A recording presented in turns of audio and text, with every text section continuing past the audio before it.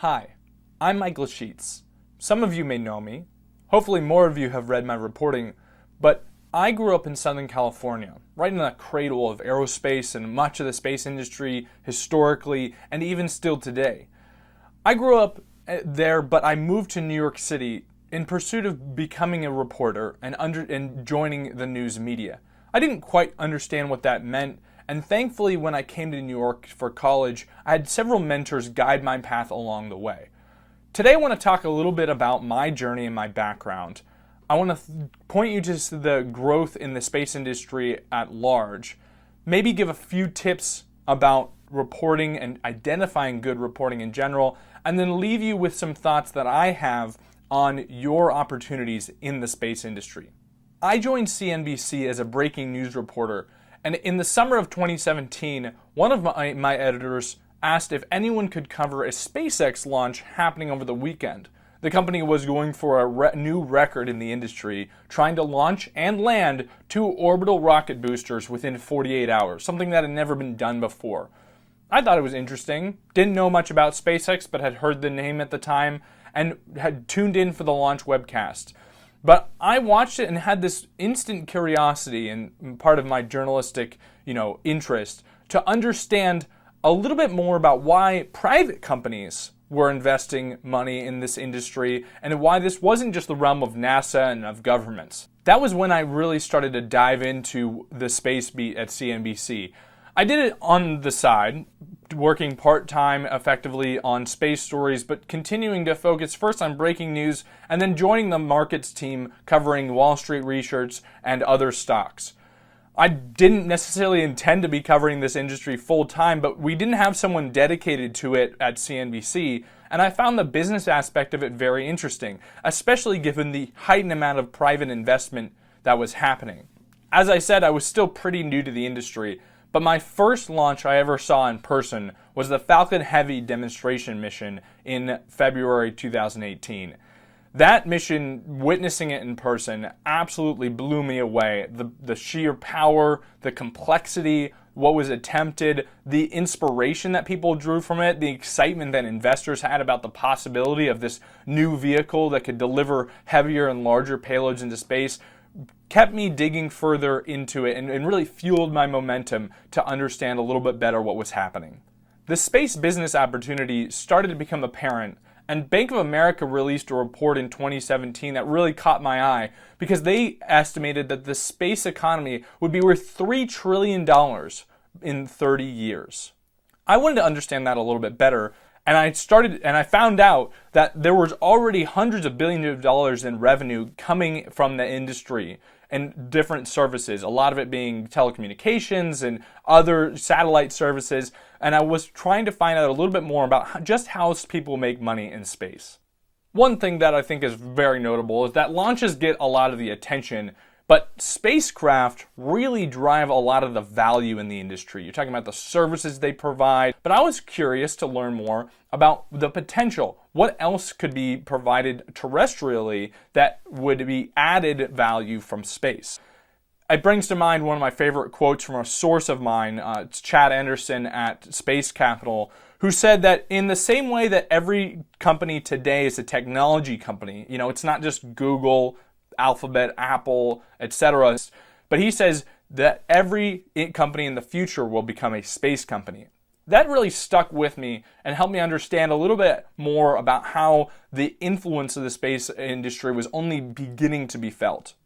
One thing that I found especially fascinating in my reporting as I've focused on the business side is the role of competition in the industry. The private sector really excels in the competitive arena where customers and businesses then can go to different companies offering different versions of similar services, whether that's launch or spacecraft or other space transportation, and start to understand a little bit more about how far their money can go.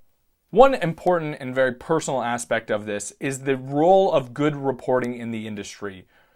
Reporters are unique in terms of the service that they provide. They keep you in the know, they help you understand what executives and leaders are thinking about, and they really get down to the heart of the matter in terms of what is the most important pieces of what is happening and going on in the industry, whether it's good or bad.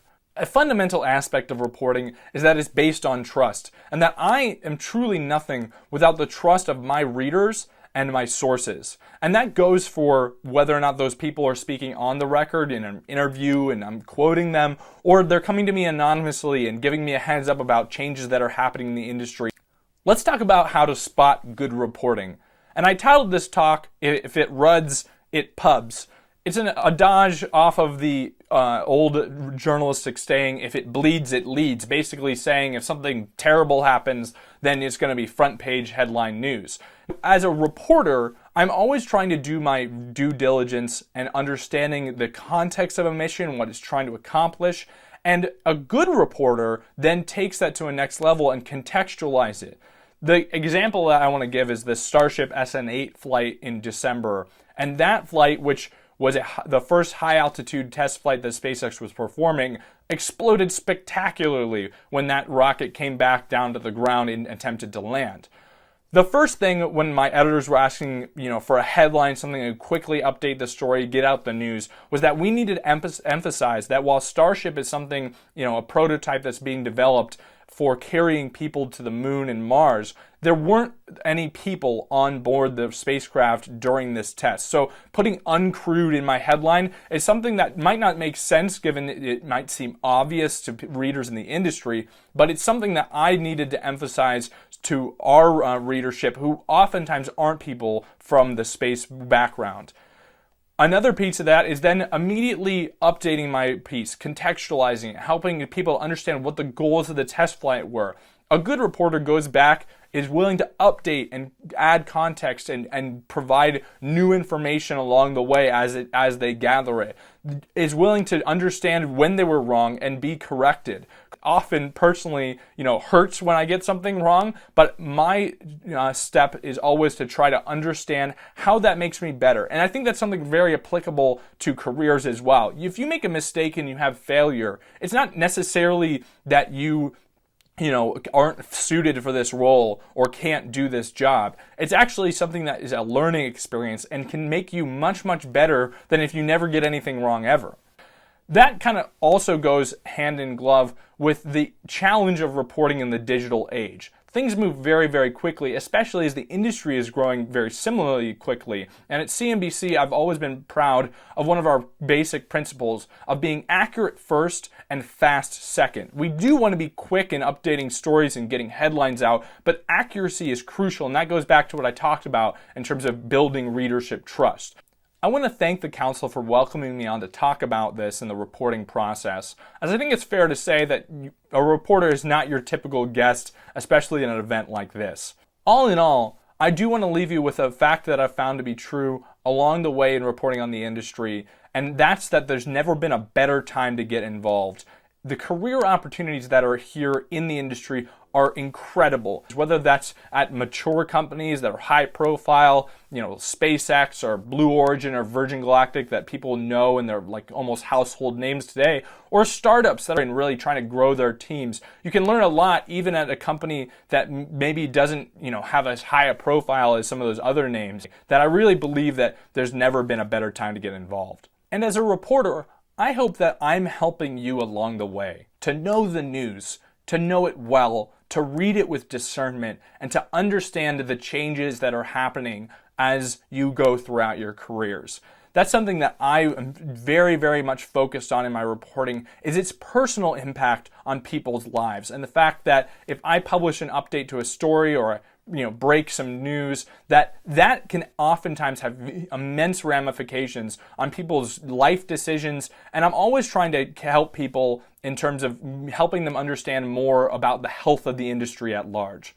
Thanks for listening to me. I appreciate you taking the time to be here. And again, thank you to the Council for having me on.